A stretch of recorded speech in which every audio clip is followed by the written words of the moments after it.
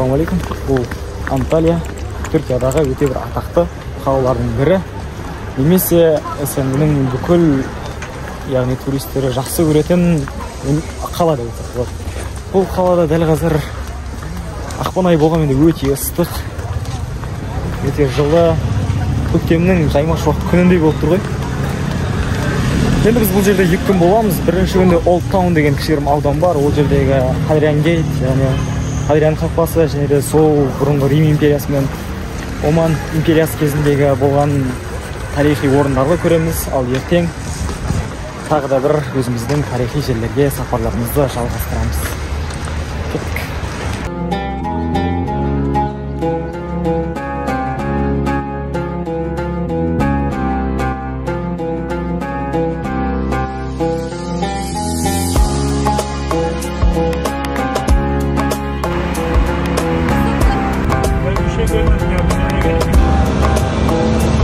Астанадан келгенде күн өте суық болды. Қазір қалың киімдерімізді бәрін шешіп бір рахаттанып жүрміз. Анталияда бай осылай.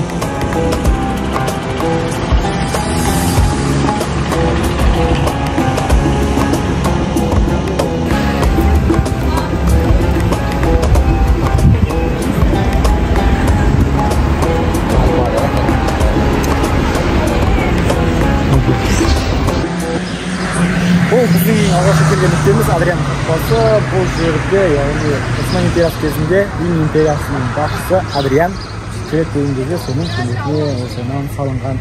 Кейіннен бұл жердегі саудагерлердің ең негізгі кіретін есігі қақпасы осы болған.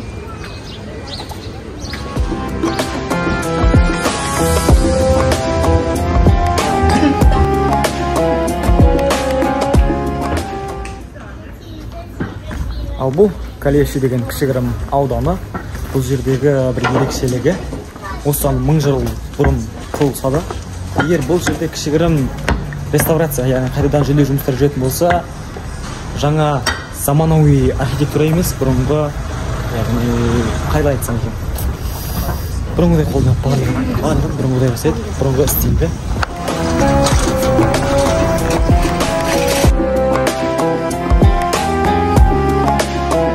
Вайба өте күшті. Мына жерде де как будто орта ғасырлардың уақытында жүрген сияқты.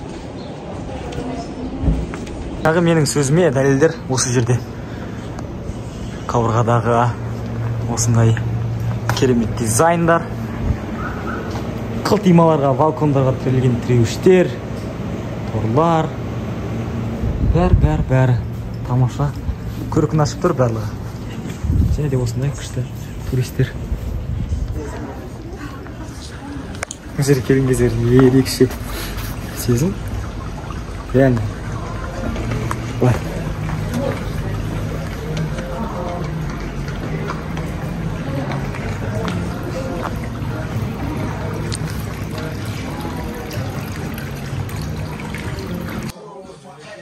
Мына жердегі барлық нәрсе, туристерді қызықтырмай қоймайды. Қандай нәрсе, қандай дін болса да. Иисус, Будда, тағы кім керек? Қалсан көз, Құдай, мал. Вообще супер, реально. Мені туристі қалай тарту керек? Даже шампундарға дейін. Келдік осы сувенир сататын жерде қазақ бауырымыз. Тәні, рухы қазақ, түрік бауырымыз. Бізге барлық нәрсе ұсынылады, мына жерде не қалайсыңдар барлығы? Бірдеңе керек болса сізді күтеміз. Менің атым Али, мына жердемін. Любой момент жду вас. Лукум, чай. Машалла. Алыс мұсылман. Алыс қазақ, түрік. Рахмет, Алла разы болсын. Қандай керемет, қандай бауырмашыл. Айнада тағы да қызық нәрселер ме? Қалсын. Италияға келетін болсаңыз, сіздерге ең бірінші келетін жер бұл Олд Таун, Олд Таун. Олд Таунда көретін не бар? Адриан қақпасы, Калеши, және бұл не?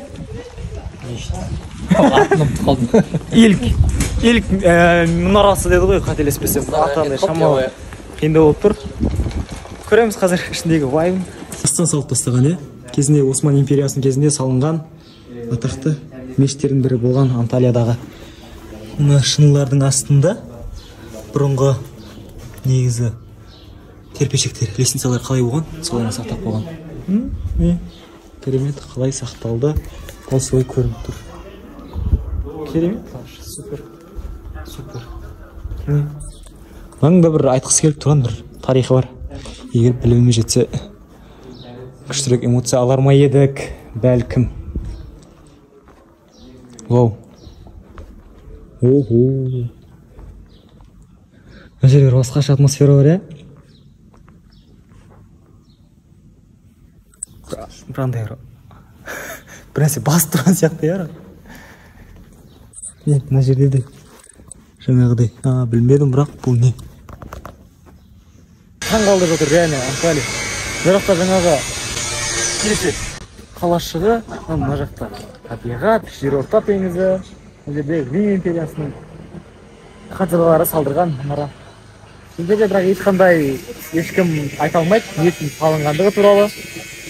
Әркім әртүрлі ой айтады, біреу осы жерде болашақтар Рим империясының ханзадасы жатады десе, ал біреу осы жерде маяк болған кемелерді шақыру үшін сондай ойлармен бөліскен. Мына жердің атмосферасы реально барған сайын таңғалдырып бара жатыр ше. Мына жаққа қарасақ, қандай табиғат. Бұл жердегі түріктер бұны қалай қолданды, қалай пайдаланды. Мына жақта террасалар, тамаша, пальма, жерорта теңізі, тау, мұнара, тарих. Жерорта теңізі.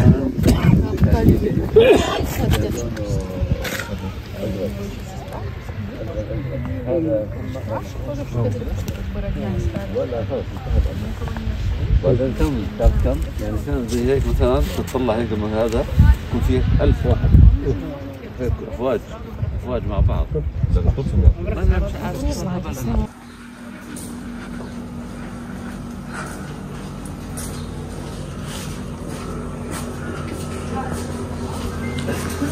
Мені риза қыла беретін тағы да бір нәрсе дәл осындай ескі нәрселерді дәл осындай жаңалайды. Ешқандай заманауи стиль қоспай, бұрынғы архитектураны қайталайды.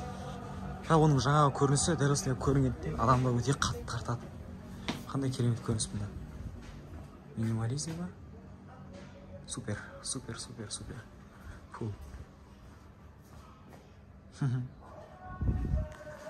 Кайф, е? Күшті. Бұл жақта адамдар әрет алып жатыр. Бұл жақта базар. Кез келген жерде базар. Себебі бұл жерде жылына 20 миллион турист келеді. Ал бұл жердегі тұрғындардың саны 1 миллион.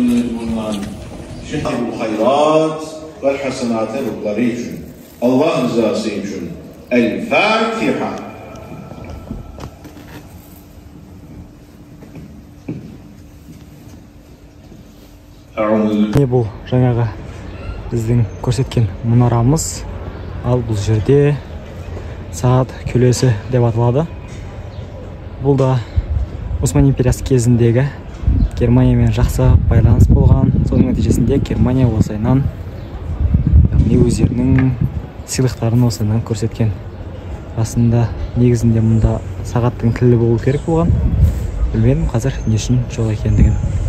Тағы да айтатын нәрсе, мұны Анталия қаласындағы барлық үйлердің шатырлары қызылдан, тек қызылдан.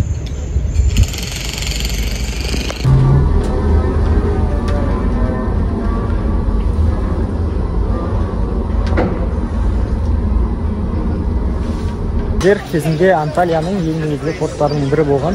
Анталияда өздерінің өнімдерін осы Еуропа теңізіне бағыттайтын негізгі орын еді. Ал қазіргі таңда бұл жерде олигархтар, немесе ақша істейтіндер, тур жасайтындар өздерінің кемелерін қойып, ақша тауып бизнес жасап жатыр.